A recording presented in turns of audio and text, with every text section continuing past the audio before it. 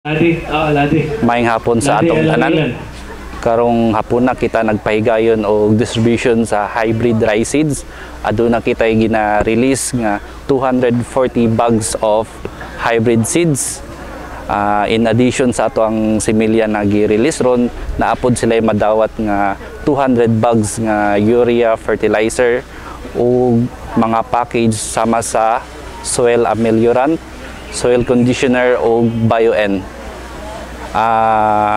In behalf sa ang Municipal Agriculture Office, no, headed by sa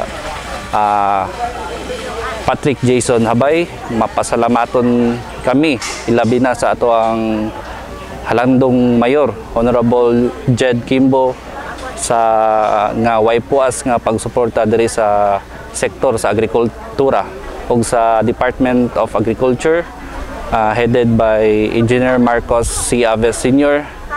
Daghang salamat sa pag-allocate sa mga og binhi og fertilizer dinhi sa lungsod sa Labason. Daghang salamat.